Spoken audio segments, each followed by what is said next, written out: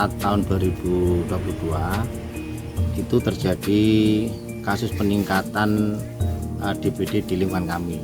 Dalam rangka menurunkan angka kasus itu, maka dilakukan berbagai macam upaya, diantaranya itu perbaikan sanitasi dan kemudian saluran air itu kita normalisasi, sehingga kemudian alhamdulillah pada tahun berikutnya tidak terjadi lagi. Ini semua dianjurkan dari pemerintah kesehatan, semua menanam serai. Tadi satu rumah menanam serai.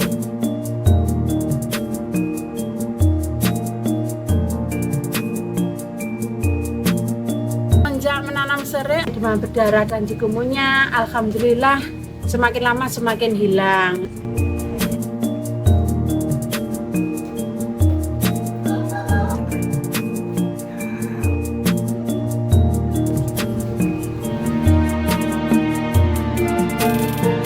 Nah, ini suatu contoh RW 4 dari Kelurahan Klampok mewakili Kota Blitar, juara 1 lomba bebas jentik.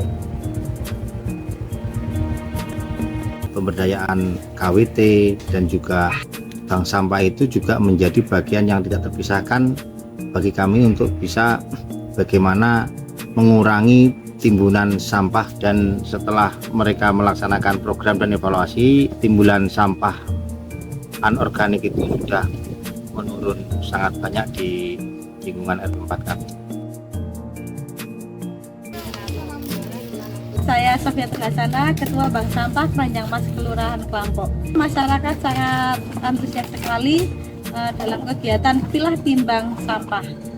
Manfaatnya di Bank Sampah Keranjang Mas ini selain untuk menambah ekonomi keluarga, jadi kami terhindar dari barang-barang bekas yang numpuk di rumah sehingga tidak menyebabkan penyakit seperti DB. Jadi dulu itu masyarakat di RW 4 biasanya membuang limbah minyak jelantah di selokan, di saluran tempat cuci piring. Nah, sekarang banyak sekali pemanfaatan dari minyak jelantah, bisa dijual secara langsung, kemudian bisa diolah menjadi sabun minyak jelantah. Pemanfaatannya bisa digunakan untuk deterjen pencucian keset, serbet, kemudian kaos kaki dan lain sebagainya. Jadi dalam pembuatan lilin aromaterapi kita juga menambahkan bahan minyak jelantah, kemudian minyak serai. Nah, dari minyak serai itu nanti aromanya bisa mengatasi nyamuk yang ada di dalam rumah. RW 4 itu memang masuk kawasan kota, tetapi untuk masyarakat kami itu 80% sampai 90% itu adalah sebagai petani, dan biasanya juga memiliki hewan ternak. Yang menjadi problem kami itu sebagian masyarakat belum memiliki kesadaran untuk bagaimana memanfaatkan limbah kotoran hewan sapi dan kambing itu untuk pertanian mereka, dan bahkan diantaranya ada yang membuangnya itu ke sungai.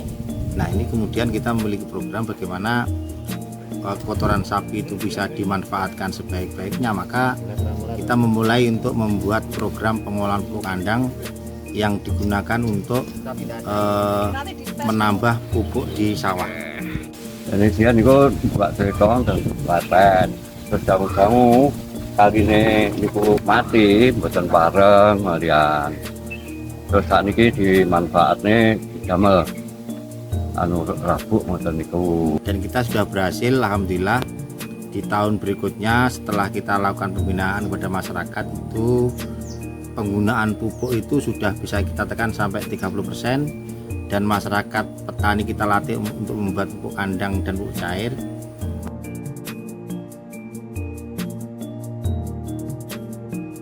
Sebelum ada MPK cair ini, dulu saya pakai pupuk kimia minimal satu ru, maksudnya 100 ru ini saya membutuhkan 1 kental. Itu biayanya sekitar 250 lah.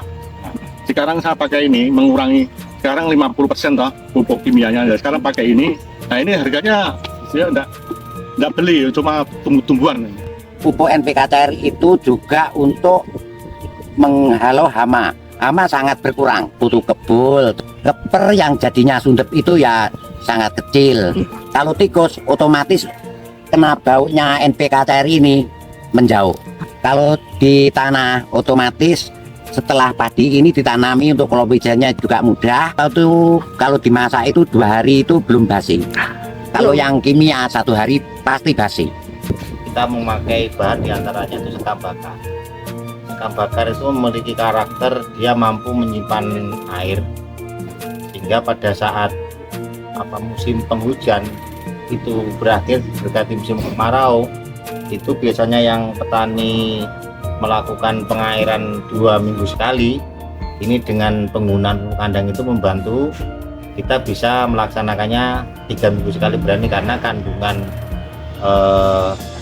air di dalam tanah, kelembapannya itu terjaga. Kenapa kita menggunakan istilah padi sehat bukan padi organik? Padi yang kita tanam itu penggunaan pestisida sudah 0, tidak ada racun yang kita masukkan di proses dalam penanaman padi, dan kemudian penggunaan pupuk kimia di lingkungan kami itu sudah bisa diturunkan dengan kemudian mereka manfaatkan pupuk kandang yang berasal dari sapi dan kambing itu.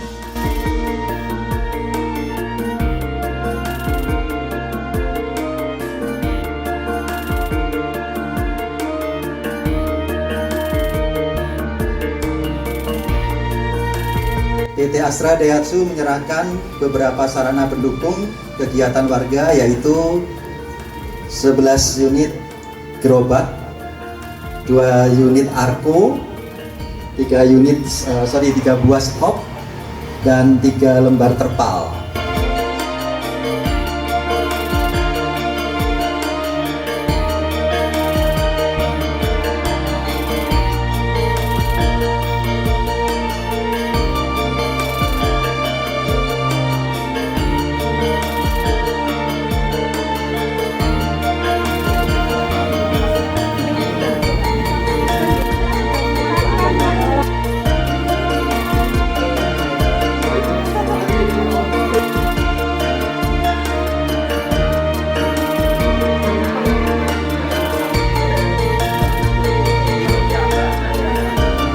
Jadi dengan adanya program-program tersebut kami memiliki harapan masyarakat kami itu tingkat derajat kesehatannya meningkat, kemudian tumbuh kesadaran bagaimana mereka setelah melaksanakan kegiatan pemanfaatan secara rutin itu juga pendapatan secara ekonomi juga meningkat dengan biaya pertanian yang lebih sedikit, sehingga nanti usaha untuk menciptakan masyarakat sehat dan sejahtera itu bisa lebih kami laksanakan dengan sebaik-baiknya. RW 4 Klampok lestari.